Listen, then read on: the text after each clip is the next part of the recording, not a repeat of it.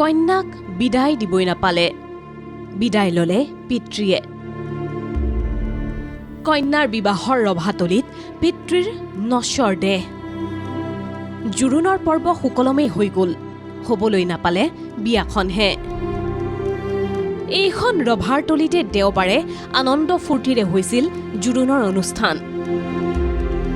সোমবাৰে আছিল বিয়াৰ দিন। কইনা আছিল নিশিতা দাস আৰু দৰা আছিল কৈঠালকুছিৰ প্ৰাঞ্জল বৰ্মন।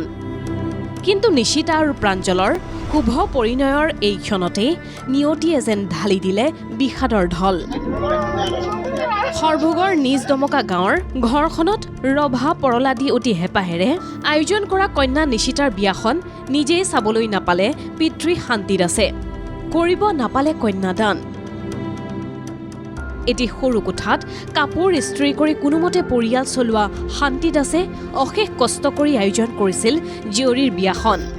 কিন্তু মূৰকত পিতৃয়ে চাবলৈ নাপালে এই বিয়াখন। বিয়াৰ দিনটোত এইদৰে পৰি থাকিল সকলো যা যোগাৰ।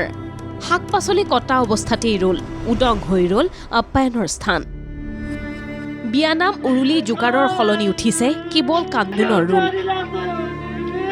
জোৰোণৰ পাছতে অৰ্থাৎ দেওবাৰে নিশাই হঠাতে অসুস্থ হৈ পৰে কইনাৰ পিতৃ শান্তি দাস।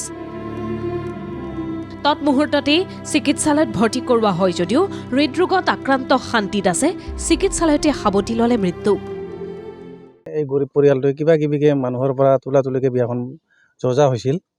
তাৰ ফলত কালি সন্ধিয়াৰ ভাগত এনেকুৱা হৈছে। জোৰোণটো হৈ গৈছে, কালি আজি বিয়া আছিল, যজা গোটেইখিনি হৈ গৈছিল। এনেকুৱা এটা ঘটনা মানে কোৱা নাযায়। এই আকস্মিক ঘটনাৰ পাছতে বিয়াখনত উঠিছে কেৱল কান্দোনৰ ৰোল। বিবাহৰ নিয়মৰ কলপুলিৰ কাষতে ৰখাই থোৱা হৈছে কইনাৰ পিতৃৰ মৃতদেহ।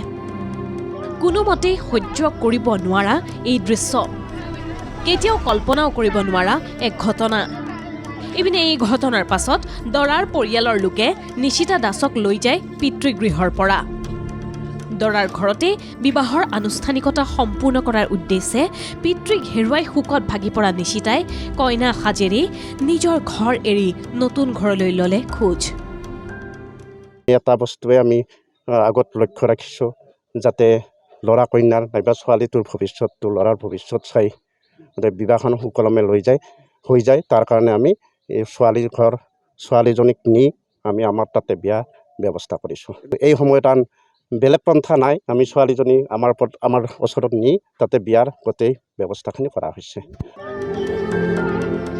বৰপেটাৰ পৰা বিক্ৰম কাকতি ৰিপৰ্ট ND24।